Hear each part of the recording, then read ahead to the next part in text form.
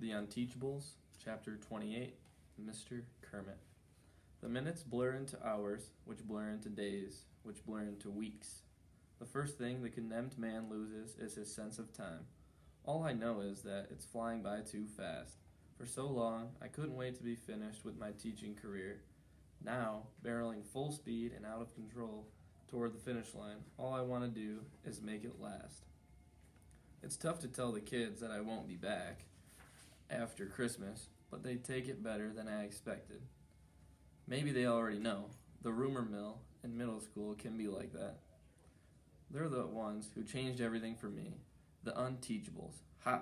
That's what happens when you put a close-minded bully like Thaddeus in charge. A school district where wonderful students are tossed aside like trash. Parker, the kid, has a reading problem. Nothing more. The fact that no teacher ever bothered to find out that says more against the Greenwich schools than any cheating scandal. Barnstorm, look at what they let him get away with because he happened to be a sports star. He never learned how to work before because he never had to. Elaine, I'm as guilty as anybody for taking so long to figure out that Elaine is smart. And she is. She's also good at hiding it. Her reputation doesn't help, but teachers are supposed to see around things like that. Mateo, the school jumped to conclusions about the kid's quirky personality. They wrote him off. He deserves better. Raheem was allowed to sleep and doodle through 6th and 7th grade before he was dumped into SCS 8. Today, he's an absolute star over at the community college, but what's more important is how well he's doing in 8th grade. Aldo might be the only one who belongs in SCS 8, but he's come a long way. He passed that science test, and the fact that he did isn't half as amazing as the fact that he even bothered to try. Finally, Kiana. She never had any business being in the class. She just drifted in and stayed, and not a single faculty member, myself included, bothered to look into who she was and what she was doing there. True, it worked out in the end. Kiana is a huge part of what went right in room 117. But she could just as easily have fallen through the cracks, and her potential would have been wasted. What's going to happen to the kids on December 22 when I have to leave? Kiana will be fine. She'll be back in California, and anyway, a bright girl like that will find a way to succeed wherever she ends up. But what about the others? Will the class get a real teacher, or will the replacement be a babysitter? Or worse, a warden? It's too easy to see the progress of past weeks being rolled back. Christina will try to do right by the students, but in the end, Dr. Thaddeus calls the shots. He might even kibosh the trips to Terra Nova Motors, which means so much to the kids. It hurts to admit it, but the transformation of SCS 8 never could have happened without Jake. Part of it's the field trips, the time away from school. For kids like Aldo and Parker, the things they learned about cars are among the first things they ever learned, period. Or at least, learned without hating it. It might have started out as Jake trying to make up for his misdeeds of 27 years ago, but he's taken a real interest in those kids, and they know it. When someone cares about you, it's natural to respond. Strange that the man who used to be 12-year-old Jake should star in my teaching rebirth, and his co-star, even strange. Emma Fountain, daughter of my fiance who married someone else. Emma may be a fish out of water in middle school, with her bucket filling and her good bunnies, but her energy and enthusiasm are boundless and pure. She awakened a love of teaching in me that was buried before she was even born. Lately, I've been covering Emma's classes while she takes the SCS 8 group over to the dealership. I can't bring myself to go there anymore. I've made a kind of peace with Jake, even started to like him a little, but it doesn't change the fact that he's the reason Dr. Thaddeus developed his grudge way back when. Better to stay here in room 115, running circle time and playing nursemaid to Vladimir. Emma's students are okay. Mostly there are just too many of them. 43 minutes goes by, a bell rings, and a new crew is sitting there, looking exactly like the old crew. I can't tell them apart, not like the Unteachables, who are so distinctive and full of personality. Nobody is likely to mistake Aldo or Elaine for any other middle schooler. As the weeks fly past and December 22nd looms closer, I savor my time with the kids the way a gourmet lingers over a fine souffle. The class is spending so many afternoons at Terra Nova Motors these days that they're almost lost to me already. They live in the minibus at 11 and barely make it back before the 3:30 bell. I read and reread Kiana's essays, lingering over her well-reasoned arguments. I relished the discussions with Elaine and Aldo as they worked their way through Where the Red Fern Grows. I listened to the faint sound of Parker whistling through his teeth, a surefire sign that he's reading without having to struggle over every word. I cherish these things because I know I won't have them much longer. At this point, every puffy tale I award may well be my last. At home, the walls of the apartment are closing on me. It never bothered me before, but it's driving me crazy now. This is the future, kicking around these 2.5 rooms, 1 bath. I was planning to cash it in at the end of this year anyway, but with early retirement, I would have been able to redecorate, maybe even move to a nicer place in better part of town. For sure, I would have traveled. I might not have the money for that now. And anyway, I'm so down that I can't think of a single spot on this green earth that I'm interested in visiting. Of course, I could look for a new job. There are other schools in America, but Thaddeus has pretty much taken care of that. How do you explain to a prospective employer that you were fired for cause? Any Google search for the name Zachary Kermit will even eventually spit out the words cheating scandal, and that'll be a deal breaker. Besides, at 55, I'm not exactly a spring chicken. Starting over from scratch isn't a very attractive option. Saturday morning, I shuffle into the kitchen to investigate the prospects for breakfast. A cheese stick and a semi-stale dinner roll. I've stopped food shopping again. I was doing okay for a while, but the bad news jolted me into old ways. Oh well, with coffee, it should at least go down and stay there. Breakfast is interrupted by a series of clicks. It's the doorbell. Or what would be the doorbell if the doorbell worked. Must be a mistake. Nobody ever comes to visit, and I haven't ordered anything. I pad barefoot to the door and peer through the peephole into the smiling face of Emma Fountain. What does she want at 8 o'clock on a Saturday morning? She says, "Don't pretend you're not home, Mr. Kermit. I can hear you walking around in there." I open the door. "What brings you here so early?" "I've come to give you a ride to the science fair," she replies, as if the most obvious thing in the world. "I'm not going to the science fair," I tell her. "I'm not feeling very warm and fuzzy toward that school these days." "But you can't miss it," she pleads. "What about the kids?" "What kids? My kids? They won't be there. Nobody entered." She looks evasive. "That might not be exactly true. The coffee is getting cold." "Of course it's true. I'm their teacher. Don't you think I would have noticed if one of them was working on a science project?" "They did it as a group," I repeat. "Not possible." She drops the bombshell. "They've been working on it at the dealership." It strikes a chord. The frequent extended trips to Terra Nova Motors, Emma accompanying the kids so I won't see what's going on. They've been doing this behind my back. It all fits, except for one gigantic question. But why? "They did it for you," she announces. "For me? Why in a million years would they think I'd want them to?" Then I remember that random district policy, 10 points added to the science scores of all winners. That would be enough too. "They're trying to save my job." She beams. "Isn't it wonderful?" "No," I exploded. "It means the kids blame themselves for what happened. How would they even know about the connection to their test results?" She studies the threadbare carpet. "You had no right to tell them that," I rave. "It's a gross violation of my privacy. Worse, it made me feel pressured to enter a science fair they have no chance of winning." "Don't be mad at them." "I'm not mad at them," I exclaim. "I'm mad at you. They could never do this on their own. You set this up. You and Terra Nova Dimwit." "Jake loves you." "Yeah, well, I tremble to see what would happen if he hated me." She puts on an expression I remember from Fiona. the "I'm not taking no for an answer" face. Okay, Emma concedes, so maybe we weren't totally upfront with you.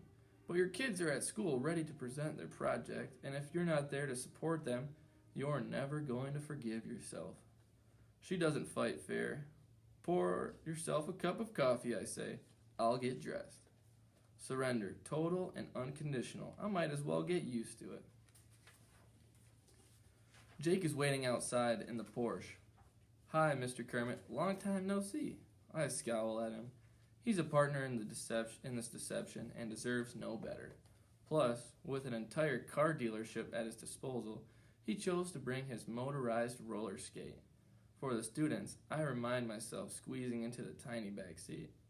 All the way to the school, Jake keeps up a steady stream of conversation, ignoring frantic signaling from Emma to keep his big mouth shut. How about those kids doing this project on their own? He enthuses. They're really something. I'm too angry to answer. It's also possible that I'm too contorted in the back seat to make any sound. I'm getting reacquainted with my knees, which are pressed up against my chest. When this Porsche reaches Greenwich Middle School, it takes the two of them to drag me out of the car. I banter over a front entrance declares, Greenwich Public Schools Science Fair, District Championships. The parking lot is packed. The school halls bustle with students and parents. I forget how popular the science fair is. I knew once, back when I cared about such things. Walking stiffly, zombie style, after the tight car ride, I lumber inside, following Emma and Jake into the gym, which is the epicenter. The large space is filled with long tables, and colorful displays stretch as far as the eye can see. Students stand like sentries in front of their projects, excited and nervous, ready to face the judges. It's been a rotten day so far, but as soon as I spot the kids of SCS 8, I feel the corners of my mouth turning upward. Even though I'm against this science fair idea 100%, I couldn't be more proud. My Unteachables did this for me. Okay, I won't be their teacher for long, but I'm their teacher today, and I intend to act like it. Seeing me, their faces light up, and I smile wider. I must be losing my mind. A real teacher would be chewing them out, not beaming at them. I beam anyway because they look so thrilled with themselves. Kiana, Aldo, Barnstorm, Mateo, Raheem, and Elaine. I approach the group. Where is Parker? With his grandmother, Kiana supplies. You'll see him soon. Ah, the famous Grams. Some things never change. Well, let's have a look at this top secret project.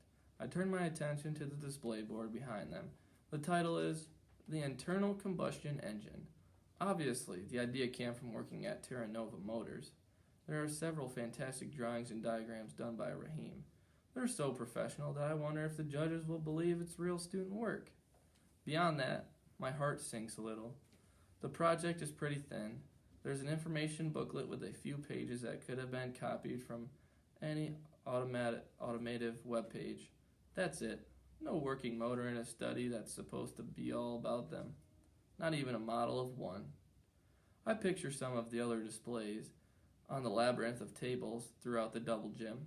There's a miniature wind turbine and batteries that store the electricity it generates, a full cult pendulum, a replica of the internal gyroscope that provides telemetry guidance for the ballistic missile. Everywhere, microscopes peer down at single-celled organisms. Geiger counters click, test tubes bubble, and static electricity jumps up Jacob's ladders. These projects come from the most talented science students in the entire district, not just Greenwich Middle School. The internal combustion engine is a nice effort, but it doesn't come close to anything else here. This is like entering a grape binode competition against a 200-pound watermelon at the state fair. Anger surges inside me. Maybe Jake doesn't know any better, but surely Emma understands that the internal combustion engine doesn't stand a chance of any ice cube and molten lava against the other projects here. I take in the proud, hopeful faces of the Unteachables. It goes without saying that they're about to finish dead last. They could very well be laughed out of the competition. The blow could destroy their confidence and undo most of the progress of the past weeks. The judges are at the very next table, practically chortling with glee as they watch a small robot shoot baskets at a Nerf hoop built into the giant crate that is the display. 2 men and 1 woman, the high school science teachers along with the professor from the local college. They make notes on their clipboards, but there's no mistaking the enjoyment on their faces. Not for long, I think, as the threesome approaches the internal combustion engine. The kids are so amped that you can almost hear a power hum emanating from them. I feel a little sick. I resolve then and here to make a big stink of if the judges are unkind about the project. Why not? There's no downside. What can they do? Complain to Thaddeus and get me fired? To my relief, the 3 are respectful and professional. They're obviously not very impressed, but they go through the motions of examining the display. They even come up with a few questions to ask. The college professor reads through the booklet and comes to the last page. I never made it that far. There are exactly 2 words written in large black block capitals. Look outside. An arrow points towards the gym's corner exit, which opens to the parking lot. The man frowns. What does this mean? Elaine's deep baritone supplies the answer. Maybe it means, look outside. This way, adds Barnstorm, Thump swinging on his crutches towards the door. The judges follow, herded like cattle by the rest of the class. What's going on? I whisper to Emma. She smiles at me, misty-eyed. That would spoil the surprise. Jake is grinning, which is almost worse than her kindergarten ways. I am so not in the mood. I step out of the gym and look around, mystified. Nothing's there. Nothing but parked cars. And then an enormous roar cuts the air. An ear-splitting vroom, so loud that you feel it under your fingernails. All attention is wrenched away from the vehicles in the lot to a single car standing in the driveway, revving its enormous engine. It's an amazing sight. The paint job is bright red with flecks of silver and catch the sunlight and dazzle the eye. Emblazoned on the driver's door is the image of a leaping frog. Sparks fling from the animal's powerful back legs, spraying the full length of the chassis to the rear bumper. There's no hood, and the motor has been raised to full view, shiny and brand new. Twin tailpipes, gleaming chrome, slash down both sides of the car. Multicolored LED lights flash from every wheel rim. Stunned and speechless, all I can do is stare. Emma is clamped onto my arm, cutting off the circulation. What does this hot rod have to do with the middle school science fair entry? The judges are pop-eyed. This is your project? The woman from the high school breathes. The kids nod, tickled pink with themselves. It's our working model, Kiana brags. Aldo leans into the gym and bellows. In your face, losers. They built the engine from parts in my shop, Jake explains, his voice hoarse with pride. My mechanic supervised, but the kids did all the work. They did everything, Emma confirms. One of them is even the driver. That's when I recognize Parker at the wheel, grinning so wide that his face is about to break. Why is there an elderly woman with him? The professor wants to know. That's Grams, Kiana explains. It's a long story. They did a lot more than just put an engine in, Jake goes on. You're looking at new tires, rims, glass, wipers, interior, and the bodywork. Remember, this car is 27 years old. I snap to attention. 27 years old? I can't believe I didn't see it before. Sure, it's all rebuilt and fancy and souped up, but the original shape is still there, hidden beneath the tailpipes and the chrome and the blinding paint job. It's God bless America. It's the Coco Nerd.